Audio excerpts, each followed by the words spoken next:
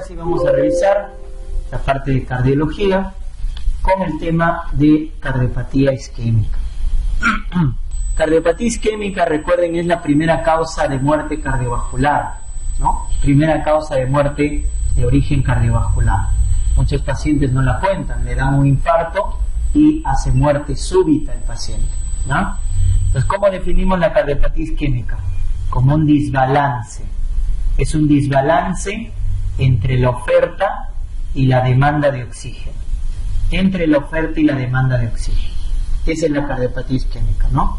Le estamos ofreciendo menos oxígeno al miocardio, que es el músculo que va a contraerse para bombear sangre a la circulación sistémica. Le estamos entregando menos oxígeno. Por eso, ¿cuál es la principal etiología de la cardiopatía isquémica? La aterosclerosis, la formación de placas de ateroma, ¿no? La formación de placas de ateroma. Entonces, la aterosclerosis en las arterias coronarias es la principal causa de cardiopatía isquémica. Entonces, deben acordarse las arterias coronarias, ¿no? Tengo acá la arteria coronaria derecha y tengo acá la arteria coronaria izquierda, ¿correcto? La izquierda da dos ramas, ¿no es cierto? ¿Cuáles son las dos ramas? La descendente anterior y la circunfleja. Y la derecha da la llamada descendente posterior. Descendente posterior. De tal manera que el corazón tiene estas tres principales ramas. Para cada cara del corazón, ¿no? La descendente posterior irriga la cara inferior, también llamada diafragmática. La descendente anterior irriga la cara anterior o anteroseptal, y la circunfleja la cara lateral del corazón, ¿correcto? Entonces, de esa manera tenemos la irrigación de las caras del corazón, ¿ya? La irrigación de las caras. Entonces, la aterosclerosis, ¿a quién afecta en primer lugar? A esta rama, a la descendente anterior. Segundo lugar, circunfleja. Y en tercer lugar, la descendente posterior. Ese es el orden de afectación de la aterosclerosis, que es la principal causa de cardiopatía isquémica, ¿no? Porque se forman placas de ateroma. La aterosclerosis, chicos, se define como una inflamación. Es una inflamación crónica de las arterias de mediano y gran calibre. Mediano y gran calibre. No se afectan las pequeñas, se afectan las arterias de mediano y gran calibre. ¿Cómo se producen las placas de ateroma? Vamos a ver por acá. Las placas de ateroma se producen de esta manera. Entonces, el LDL que transporta colesterol a los tejidos está en exceso. Hay mucho LDL. Entonces, cuando hay mucho LDL, ese LDL que lleva colesterol se empieza a depositar en el subendotelio, en el espacio subendotelial. Ese LDL en el subendotelio se oxida y genera una reacción inflamatoria. ¿Por qué? Porque va a atraer a monocitos, a macrófagos. Atrae a monocitos y el macrófago, ¿qué es lo que va a hacer? Fagocitar el LDL. Fagocita el LDL y se forman las llamadas células espumosas. ¿Qué es la célula espumosa?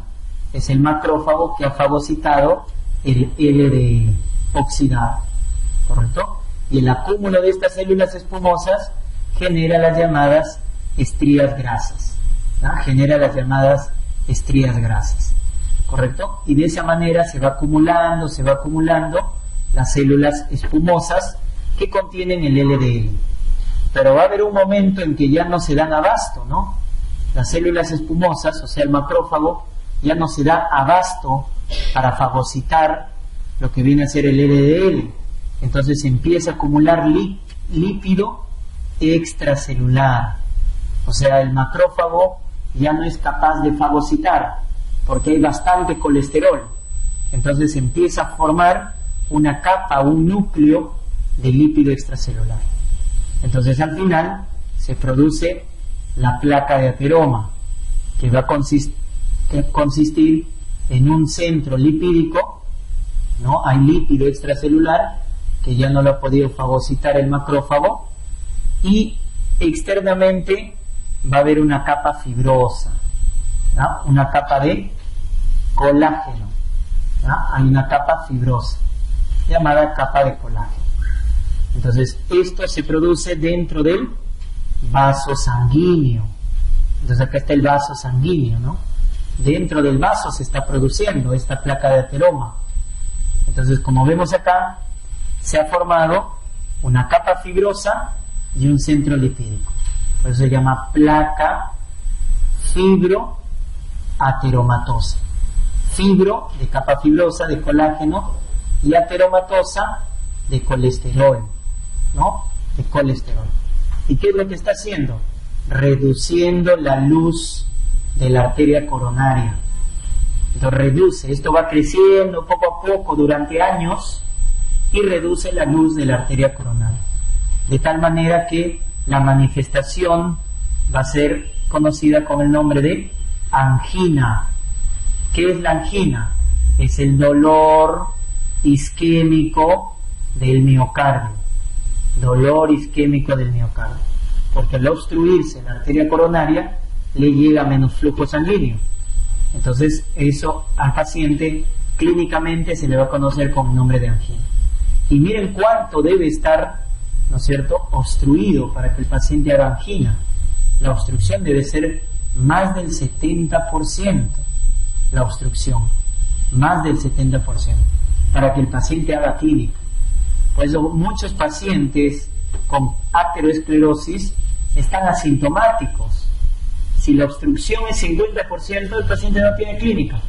No tiene clínica. El paciente está tranquilo, normal, hace todas sus actividades normales. Pero ya su coronaria está obstruida al 50%. Cuando el paciente hace clínica, es porque la obstrucción es grave. La obstrucción ya es más del 70%. ¿Correcto? Muy bien. Entonces, la principal causa de cardiopatía isquémica es la formación de placas de ateroma, como hemos visto. Pero no es la única causa. ¿Qué otra causa puede producirse para una cardiopatía isquémica? Un vasoespasmo coronario. Y eso se presenta en gente joven que consume cocaína. Eso se conoce con el nombre de angina de Prinzmetal. Angina de Prinzmetal. Es el joven que consume cocaína y hace vasoespasmo coronario. También va a producir un desbalance. Entonces eso se llama angina de Prinzmetal. ¿Correcto? Angina de Prinzmetal. Porque normalmente, ¿cuál es el contexto clínico? Miren, ¿cuál es el contexto clínico de una cardiopatía isquémica? Recuerden que el diagnóstico es clínico, ¿eh? Entonces el contexto es la edad. Paciente que hace cardiopatía isquémica es un paciente mayor de 50 años generalmente. Mayor de 50 años. El sexo. ¿Quién tiene más riesgo? El varón. El varón tiene más riesgo de cardiopatía isquémica. Antecedente personal o familiar de enfermedad cardiovascular. Entonces tenemos que el contexto clínico es un varón adulto mayor. Y estos son los factores mayores modificables. La edad, el sexo no lo podemos modificar, pero esto sí, ¿no? Los 4 jinetes de la muerte. ¿Cuáles son? Tabaco, hipertensión, diabetes, dislipidemia. ¿Correcto? Entonces el paciente adulto mayor, diabético, hipertenso, fumador, dislipidémico, es el que tiene más riesgo de producir cardiopatía isquémica. Los demás son menores, ¿no? La obesidad, el sedentarismo, el aumento de ácido úrico, ¿no? Que es un marcador también de enfermedad cardiovascular. Los demás son menores. Estos son los mayores: tabaco, hipertensión, diabetes y dislipidemia. En ese contexto se presenta entonces la cardiopatía isquémica, ¿no? ¿Y cuál es la angina típica? Entonces la manifestación del paciente es la llamada angina. ¿Y cuál es la angina típica? La que cumple estos 3 criterios. Estos 3 criterios. El primer criterio, dolor retroesternal, dolor en el precordio, ¿De qué tipo? Opresivo, ¿no es cierto? De tipo opresivo, que se irradia al brazo izquierdo, mandíbula o epigastrio. Tiene esa irradiación. Es un dolor retroesternal opresivo que se irradia al brazo izquierdo, mandíbula o epigastrio. Segundo, ¿quién lo causa? El ejercicio o el estrés. Eso lo desencadena, ¿no? El aumento de la actividad física o mental. ¿Y quién lo calma? El reposo o los nitratos. El reposo o la nitroglicerina calma el dolor. Entonces, si tiene esos tres criterios, esa es una angina típica, ¿no? Un paciente que tiene dolor de pecho opresivo cuando hace un esfuerzo, pero cuando toma nitratos o está en reposo, calma el dolor. Esa es una angina típica, ¿ya? Por eso el diagnóstico de cardiopatía isquémica, recuerden, es clínico. El diagnóstico es clínico. ¿Estamos? Muy bien. Y hay que diferenciar dos eventos en la fisiopatología. Hay una forma crónica y una forma aguda de la cardiopatía isquémica. La forma crónica se conoce con el nombre de angina estable, la forma crónica. La aguda se conoce con el nombre de SICA, síndrome isquémico coronario agudo. Síndrome isquémico coronario agudo. ¿Correcto? Entonces tenemos esos dos cuadros en la cardiopatía isquémica. Entonces la angina estable, que es el cuadro crónico, ¿por qué se produce? Por una placa de ateroma. Miren, ahí está la placa de ateroma, que está creciendo poco a poco durante años. O sea, acá hay un crecimiento progresivo de la placa. Crecimiento progresivo de la placa ateromatosa, de la placa aterosclerótica. Entonces, como crece progresivamente, va ocluyendo lentamente la luz. Por eso el cuadro es crónico. El cuadro es crónico. Y el paciente se defiende.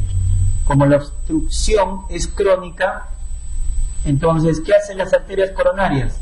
Empiezan a poner en funcionamiento la circulación colateral. Por eso estos pacientes son los que viven más, porque se adapta el corazón, ponen en funcionamiento la circulación colateral. ¿Ya?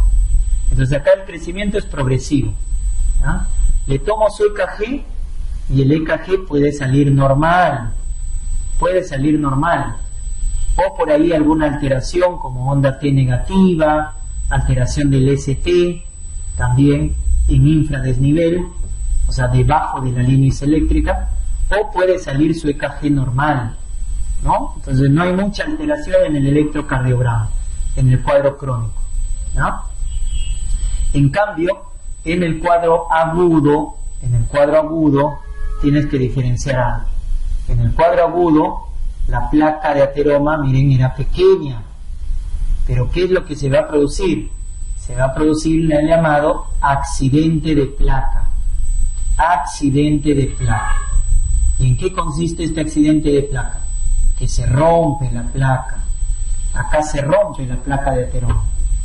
Y al romperse la placa de ateroma, miren que se forma un trombo. Eso es lo que pasa en el cuadro agudo. En el cuadro agudo se rompe la placa y al romperse la placa ateromatosa se forma un trombo. Y acá hay dos eventos, miren. Un trombo que hace una oclusión parcial, como estás viendo acá. Es un trombo pequeño que todavía está dejando luz. Entonces el paciente tiene buena suerte, porque todavía hay perfusión. Pero acá ya no. Acá el trombo, miren, ha hecho una oclusión total. Una oclusión total. ¿Y cómo puedo diferenciar estos dos eventos agudos? Uno en el cual el trombo ha hecho una oclusión total y el otro una oclusión parcial, con el electrocardiograma. Por eso en el cuadro agudo, el primer estudio dentro de los primeros 10 minutos es el electrocardiograma. Es el primer estudio que debemos hacer en el cuadro agudo. Entonces, en este cuadro agudo, al hacer electrocardiograma, nos va a salir dos tipos. El llamado ST no elevado y el llamado ST elevado. Y justamente cuando el ST se eleva, quiere decir que el trombo ha hecho una oclusión total. Cuando el ST no se eleva, ¿qué te pueden decir acá? Onda T negativa, o te pueden decir esto, miren, que el ST está en infradesnivel, debajo de la línea eléctrica. Entonces, si hay cualquier alteración, T negativa, infradesnivel del ST, cualquiera, pero menos elevación de ST, eso es porque el trombo ha hecho una oclusión parcial. Cuando tú encuentras que el ST no está elevado, entonces la oclusión es parcial. Por eso es una urgencia. El ST no elevado es una urgencia, porque todavía hay perfusión. Pero cuando tú ves elevación de ST, eso ya no. Esa es una emergencia. ¿Por qué? Porque hay una oclusión total. Por lo tanto, el paciente tiene que recibir reperfusión inmediata. Si no, hace una necrosis extensa y se muere, ¿no? Por eso es la diferencia. ¿Y cuál es la segunda prueba en el cuadro agudo? Las enzimas. Las enzimas nos van a diferenciar los cuadros agudos, porque nos van a subclasificar. En el caso del ST elevado, como hay oclusión total, rápidamente las enzimas se vuelven positivas, ¿no? Y por lo tanto hablamos de un infarto agudo de miocardio, pero con onda Q. ¿Qué significa un infarto de onda Q? Que toda la pared del miocardio se ha necrosado. Toda la pared del miocardio se ha necrosado. Por eso al infarto con onda Q también se le llama transmural. Se le llama transmural. ¿Correcto? Entonces cuando tú veas elevación del ST, eso tienes que asustarte. ¿Por qué? Porque te dice que el paciente ha hecho una oclusión total. Entonces si no haces nada, toda la pared del ventrículo se necrosa, haciendo un infarto transmural llamado infarto con onda Q. En cambio, si el ST no se eleva, tengo dos opciones cuando el ST no se eleva: que las enzimas estén negativas o que las enzimas estén positivas. Si las enzimas están positivas, nuevamente infarto, pero esta vez será sin onda Q, infarto no Q. Y ese infarto no Q, ¿qué quiere decir? Que solo se ha necrosado el subendocardio, no todo el ventrículo, solo el subendocardio. Por eso el infarto no Q también se le llama subendocárdico, subendocárdico, ¿correcto? Muy bien. Y en el caso de un paciente que tiene ST no elevado, pero su onda T es negativa, a eso se llama angina inestable. Cuando la onda T, el ST no se eleva y las enzimas han salido negativas, eso se llama angina inestable. ¿Correcto? Angina inestable. Cuando la onda T, cuando el ST no se eleva y la enzima sale negativa, eso se llama angina inestable. Que la vamos a diferenciar de la angina estable, porque ya hemos dicho, la estable es crónica, la inestable es aguda. La inestable dura más de 20 minutos, se produce al reposo, va progresando de intensidad. En cambio, la angina estable dura menos de 20 minutos. Se calma, no va progresando, lo desencadena el esfuerzo. Así lo vas a diferenciar. La diferencia entre angina estable e inestable es clínico. El estable es crónico, calma con el reposo, lo desencadena el esfuerzo, dura menos de 20 minutos. Ese es el estable. El inestable no. El inestable, el dolor dura más de 20 minutos, va progresando, va aumentando de intensidad y lo puede desencadenar el reposo. Por eso muchos pacientes que hacen angina inestable estaban tranquilos y se desencadena el dolor estando al reposo. Si el dolor se inicia al reposo, eso es inestable. Eso es inestable. Para que sea estable, el dolor lo tiene que ser desencadenado por el esfuerzo, ¿no? Por el esfuerzo. Muy bien, entonces de esa manera evaluamos a un paciente. Entonces cuando te pregunten, ¿cómo evalúa un paciente con cardiopatía isquémica aguda? Con EKG y enzimas. ¿Cuáles son las enzimas más sensibles y específicas? Las troponinas. Así evalúo rápidamente.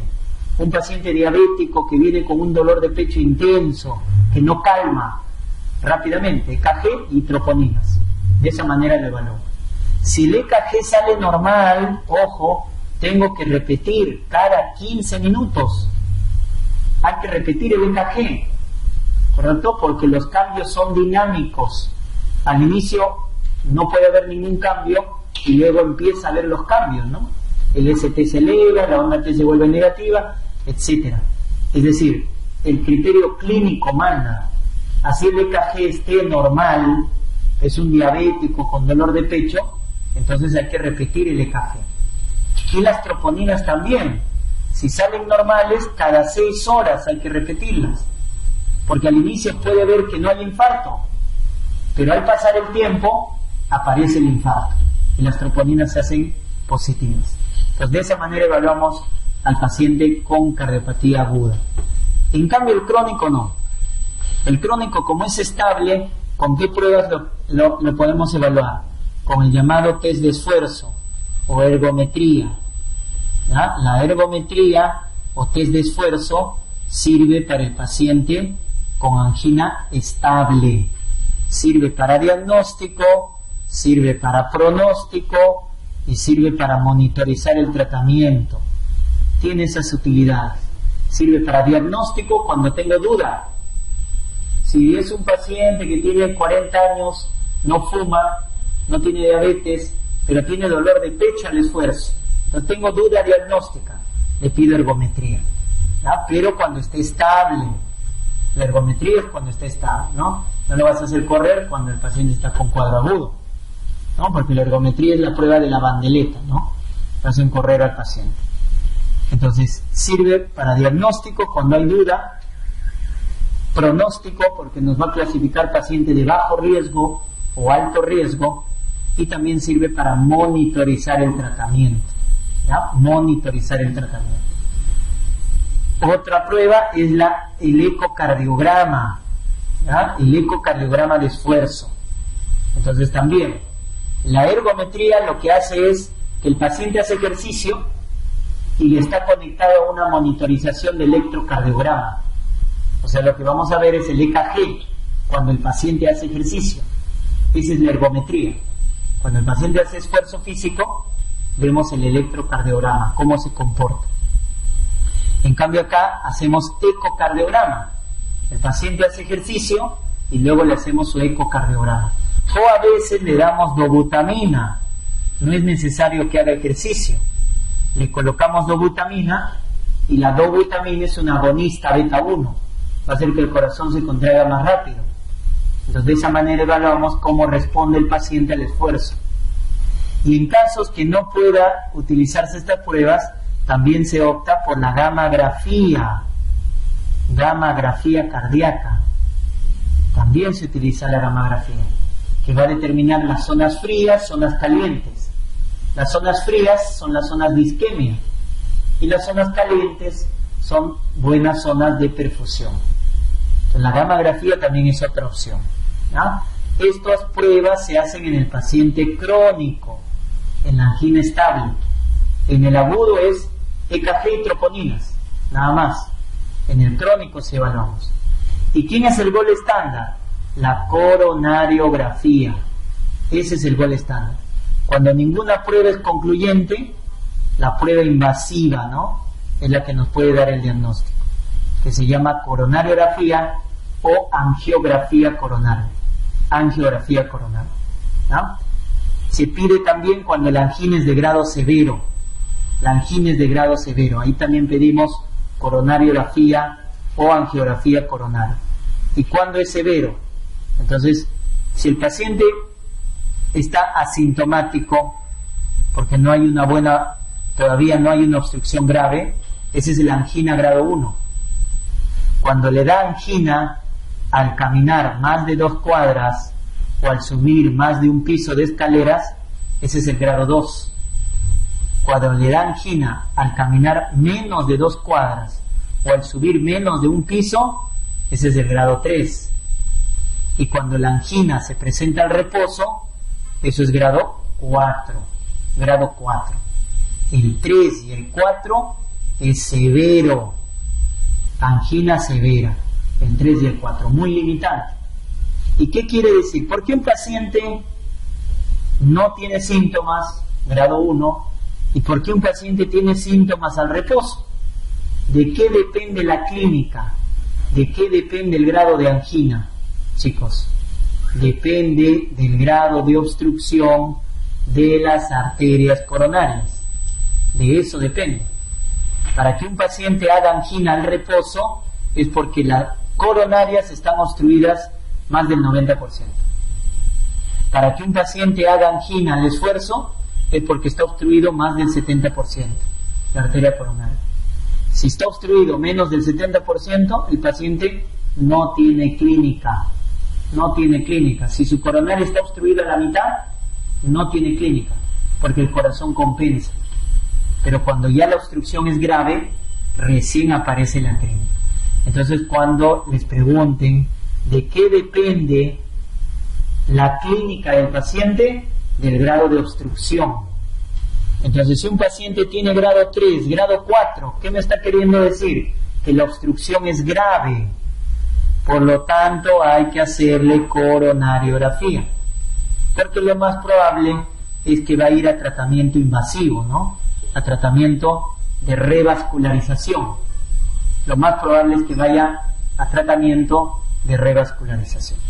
Entonces, en esos casos pedimos coronariografía. Cuanto peor esté el paciente, ahí hay que pedirle coronariografía. Cuando la ergometría es de mal pronóstico, hay que pedirle coronariografía, previa a cirugía o a revascularización. Porque si yo voy a revascularizar, tengo que saber qué vaso voy a revascularizar. Entonces, ¿quién me va a indicar qué vaso está afectado? La coronariografía. ¿No? Y vamos a terminar con el paciente con falla cardíaca. Entonces, el paciente con cardiopatía isquémica que hemos visto, el paciente con hipertensión arterial, el paciente que tiene valvulopatías, etcétera, a la larga, ¿qué va a tener? Insuficiencia cardíaca, que es la incompetencia del corazón para asegurar un adecuado gasto cardíaco. Recuerden que el corazón es una bomba muscular que pone en movimiento la sangre, expulsa sangre. Cuando pierde esa función, hablamos de insuficiencia cardíaca. El 70% de las fallas cardíacas son sistólicas, el 30% son diastólicas. Ustedes se acordarán del ciclo cardíaco, ¿no es cierto? Del ciclo cardíaco. Entonces, si lo partimos así, el ciclo cardíaco, 1/3 es sístole y 2/3 es diástole, ¿no? Sístole es contracción, diástole es llenado. Entonces, el corazón se tiene que llenar de sangre y tiene que expulsar sangre. Al llenado de la sangre se le llama precarga. Precarga es el retorno venoso. Entonces el corazón tiene que llenarse con sangre. Eso dura más. Eso es 2/3 del ciclo cardíaco. El corazón demora más en llenarse y solo emplea 1/3 para bombear sangre. Y cuando expulsa sangre, encuentra una resistencia a la eyección que tiene que vencer. Se llama poscarga. ¿Qué es la poscarga? Es la resistencia a la salida de la sangre, es decir, a la eyección. Eso se llama poscarga. Estos dos son los determinantes del gasto cardíaco, la precarga y la poscarga. La precarga es el corazón se tiene que llenar, luego se contrae para expulsar sangre. Pero para expulsar tiene que vencer una resistencia. Eso se llama poscarga, la resistencia a la eyección. ¿No? Entonces estos son los dos trabajos que hace el corazón, la pre y la poscarga. Son los dos trabajos que hace el corazón. Es por eso que el corazón puede fallar en su sístole o puede fallar en su diástole. ¿Qué es lo más frecuentemente que falla? La sístole, es decir, la contracción. Y por ello es la principal causa de falla sistólicamente. El infarto. Porque el infarto, ¿qué va a producir? Necrosis. Y si hay necrosis, ¿qué se produce? Fibrosis. Y la fibrosis va a hacer perder masa muscular. Entonces el corazón, ¿qué hace? se dilata, el corazón se dilata. En cambio, la falla diastólica, miren cuál es su principal causa, hipertensión. Porque la hipertensión, ¿qué causa? Hipertrofia del ventrículo. ¿Pero qué hipertrofia? Concéntrica, ¿no? Es una hipertrofia concéntrica, o sea, hacia adentro. Como aumenta el grosor, miren la cavidad, pequeña, entonces no va a poder llenarse. Por eso la falla es diastólica. La hipertrofia concéntrica genera falla diastólica. En cambio, la dilatación, o también llamada hipertrofia excéntrica, genera falla sistólica. ¿Cuándo te das cuenta que es falla sistólica? Cuando auscultas el tercer ruido cardíaco. ¿Cuándo es falla diastólica? Cuando auscultas un cuarto ruido cardíaco. Y si ustedes se recuerdan, el tercer ruido, ¿por qué se producía? ¿En qué etapa se producía el tercer ruido? Entonces, si ustedes recuerdan, el primer ruido se produce por el cierre de las auriculoventriculares.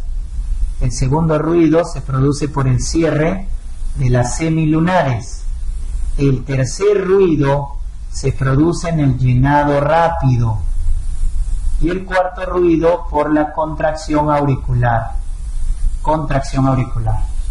Y estos dos son patológicos, porque estos indican falla cardíaca. Si auscultas un tercer ruido, es falla sistólica. Si auscultas un cuarto ruido, es falla diastólica. Y ya sabes qué está pasando con el corazón. Si es una falla sistólica, quiere decir que el corazón está delgado o está grueso. Está delgado, se ha perdido masa muscular. Miren la diferencia del remodelado, pues. En la falla sistólica, miren el corazón, está delgadito, se ha dilatado. Eso se llama hipertrofia excéntrica. En cambio, en la falla diastólica, miren el corazón, se ha engrosado hacia adentro, disminuyendo la cavidad ventricular, con lo cual el corazón no va a poder llenarse bien. Pero ¿cuál es la principal forma de diferenciar si la falla es sistólica o diastólica? Es con el ecocardiograma, calculando la fracción de eyección. Con el ecocardiograma es la principal forma de diferenciar si es falla sistólica o diastólica. ¿Por qué? Porque el corazón se llena, el ventrículo izquierdo, ¿con cuánto se llena? 120 mililitros de sangre. ¿Y cuánto de esa sangre expulsa la aorta? ¿Cuánto de esa sangre expulsa? 70 mililitros. Expulsa 70. Entonces se queda con 50, ¿no? Entonces a esto de acá se le llama volumen telediastólico. Es el volumen de llenado.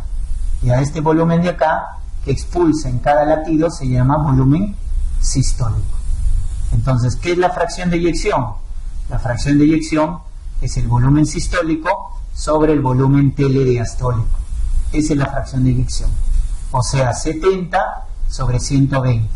Si lo convertimos a porcentaje, más del 50%. Esa es una fracción de eyección normal. Más del 50%. O sea, va a expulsar más de la mitad de lo que se llena. Entonces la fracción de eyección me evalúa la función sistólica. ¿Y con qué calculamos la fracción de eyección? La prueba no invasiva que calcula la fracción de eyección se llama ecocardiograma. Es la prueba no invasiva que calcula la fracción de eyección. Entonces, cuando sospechamos una falla cardíaca, al paciente le pedimos ecocardiograma, y si en el ecocardiograma nos sale que la fracción de eyección está disminuida, esa es falla sistólica.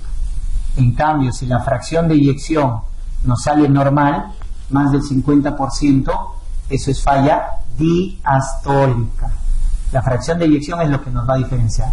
Por eso acá, miren, falla cardíaca con fracción de eyección normal, eso es falla diastólica. Falla cardíaca con fracción de eyección disminuida, esa es la más frecuente, falla sistólica. Y los cuadros agudos de falla cardíaca que ya habíamos comentado antes, el cuadro agudo es el edema agudo de pulmón y el shock cardiogénico. Esas son las fallas agudas del corazón, ¿no? Fallas agudas. Entonces, ¿cuáles son las dos patologías que encabezan la etiología más importante de falla cardíaca? El infarto y la hipertensión. Son las dos patologías que están a la cabeza, que llevan al paciente a la falla cardíaca. Pero también hay otras, ¿no? Valvulopatías, miocardiopatías, etcétera. Cualquier lesión del corazón de manera crónica lo va a llevar a la falla cardíaca. Pero los dos más frecuentes es el infarto y la hipertensión arterial. El cardiólogo ve la falla cardíaca con gasto bajo. Eso es lo que ve el cardiólogo. Pero ojo que hay falla cardíaca con alto gasto. ¿Quién produce alto gasto? Embarazo, hipertiroidismo, fístulas, déficit de tiamina, que es la enfermedad beriberi, o la enfermedad de Paget. Estos dan falla cardíaca con gasto alto, por si acaso. ¿Ah? Otra forma de enfocar la falla cardíaca es falla del corazón izquierdo y falla del corazón derecho. Entonces, lo normal que hace el corazón es bombear sangre hacia afuera, ¿no es cierto? Bombea sangre hacia la circulación sistémica. Entonces, ¿qué es lo que puede pasar? Yo tengo acá el ventrículo izquierdo, y el ventrículo izquierdo debería sacar sangre a la aorta. Pero si falla el ventrículo izquierdo, y por lo tanto la aurícula izquierda también falla, toda la sangre, ¿a dónde regresa? Toda la sangre va a regresar al pulmón. Por lo tanto, cuando hay falla cardíaca del lado izquierdo, toda la sangre retorna al pulmón, produciendo congestión pulmonar. Congestión pulmonar. ¿Eso cómo se vuelve objetivo? Así viendo que la presión capilar pulmonar está aumentada.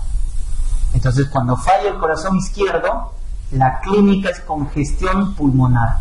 Entonces, ¿el paciente qué va a tener? El paciente va a tener disnea de esfuerzo, va a tener ortopnea, no tolera el decúbito, va a tener crépitos en el pulmón, va a tener edema agudo de pulmón. Eso es clínica de falla izquierda. Cuando falla el corazón izquierdo, el pulmón es el que sufre. Pero a la larga, esta falla izquierda que está congestionando el pulmón, ¿a qué va a llevar a la larga? A una hipertensión pulmonar. Como hay mucho volumen en el pulmón, se establece una hipertensión pulmonar. Y esta hipertensión pulmonar va a producir una falla del lado derecho. Va a producir una falla del lado derecho.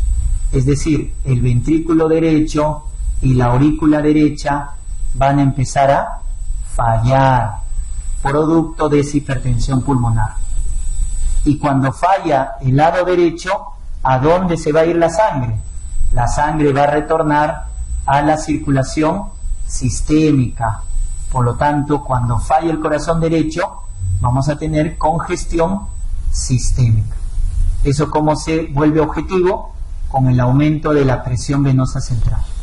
Aumento de la presión venosa central. Eso nos indica falla derecha. ¿Y cuál es la clínica de falla derecha que genera congestión sistémica? Ingurgitación yugular, genera ascitis, genera esplenomegalia, genera edema de miembros inferiores. Esa es la clínica de falla derecha, ¿correcto? Entonces, recuerden, y es básico, que cuando el corazón izquierdo falla, el que sufre es el pulmón y se congestiona. Cuando falla el corazón derecho, el que sufre es la congestión sistémica, o sea, la circulación sistémica. Se vuelve ingurgitada.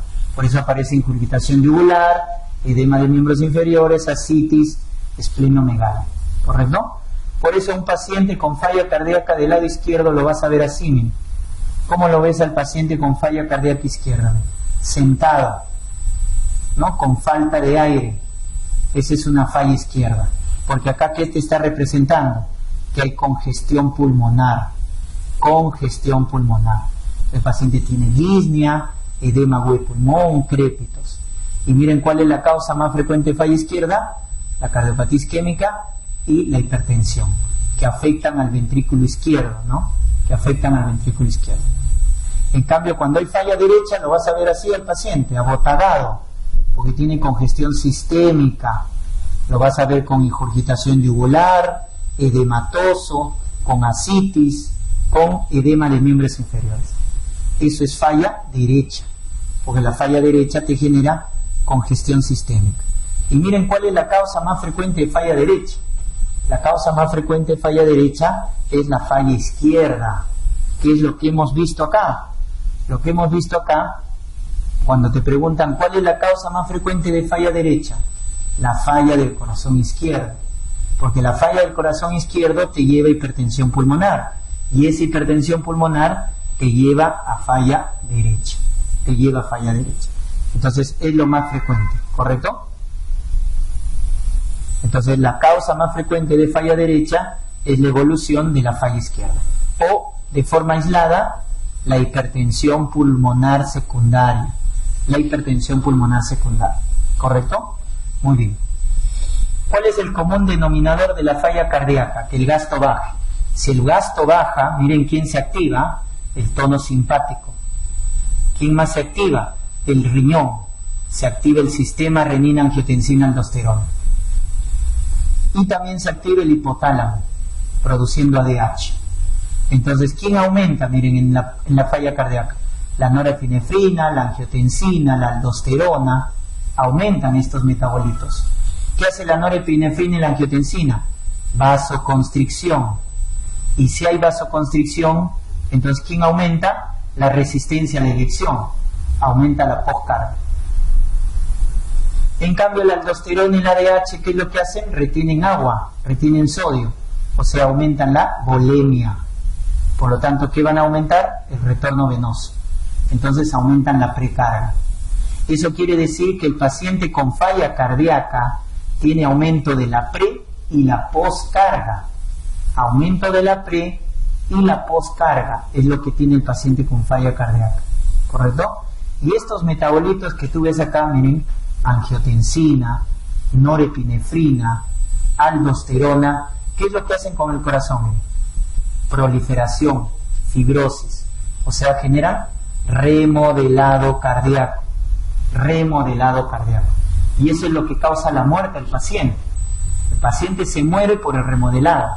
Entonces, cuando tú ves al paciente con falla cardíaca y está haciendo hipertrofia, fibrosis, eso es por la angiotensina 2, eso es por la norepinefrina, eso es por la aldosterona. Esos son los que hacen el remodelado. Y esta es la causa de muerte del paciente.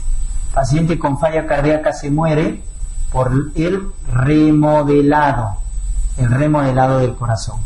Entonces, ¿qué debemos hacer con estos metabolitos? Lo debemos bloquear. ¿Cómo bloqueo la angiotensina? Con los YECAS, con los ARA2, de esa manera bloqueo. ¿Cómo bloqueo la norepinefrina? Con el beta-block. ¿Cómo bloqueo la aldosterona? Con la espironolactona. Por eso cuando te pregunten ¿quiénes bajan la mortalidad en paciente con ICC? Estos fármacos bajan la mortalidad. Los que bajan la mortalidad son los YECAS, los ARA2, el beta-block y la espironolactona. Son los que bajan la mortalidad. Pero antes se pensaba que todo tenía que bloquearse, ¿no? Porque estas sustancias producían remodelado. Pero luego se descubrió que había una sustancia que era buena para el corazón, es decir, el bueno de la película, porque era una sustancia contrarreguladora. ¿Y quién es el bueno de la película? Los péptidos natriuréticos. El péptido natriurético, ¿qué es lo que hacía? Bajaba la fibrosis del corazón, o sea, era el cardioprotector endógeno. Entonces, ¿qué debíamos hacer con los péptidos natriuréticos? Aumentarlos, no bloquearlos, hay que aumentar. ¿Y cómo aumentaríamos a los péptidos natriuréticos? Bloqueando a las enzimas, ¿correcto? Bloqueando a las enzimas a la enzima que lo metaboliza. ¿Cómo se llama la enzima que lo metaboliza? Neprilicina. Entonces, ¿qué debemos hacer? Bloquear a la neprilicina, que es la que metaboliza al péptido natriurético. ¿Y ese fármaco cómo se llama? Se llama sacubitril, que es un fármaco que se emplea ya a los pacientes con falla cardíaca, que lo que hace, al inhibir la neprilicina, aumentar la vida media de los péptidos natriuréticos, y de esa manera evitamos el remodelado, ¿no? Entonces, muy importante conocer la fisiopatología para entender el tratamiento, ¿no? ¿Cómo hacemos el diagnóstico? Con los criterios de Framingham.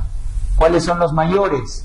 Esta disnea paroxística nocturna, que es del lado izquierdo, crépitos, también del lado izquierdo, edema agudo de pulmón, que es del lado izquierdo, ¿no es cierto? ¿Quiénes serán del lado derecho? Lado derecho es ingurgitación yugular, es aumento de presión venosa central y reflujo hepatoyugular. Hay 3 mayores del lado derecho y 3 mayores del lado izquierdo. Y luego tenemos por acá la cardiomegalia, que es el índice cardiotorácico más del 50%, y el ritmo de galope. El tercero, ruido, que es el signo más específico. Cuando te pregunten cuál es el signo más específico de falla cardíaca, el ritmo de galope. En cambio, si te preguntan cuál es el síntoma más específico, la disnea paroxística nocturna es el síntoma más específico. Los demás son sensibles, porque crépitos, edemas son sensibles. Crépitos también hay en neumonía, en enfermedades pulmonares, intersticiales, etc. Es sensible, pero no es específico. Los demás serán menores, ¿no? Edema, tos, hepatomegalia, derrame pleural, etc.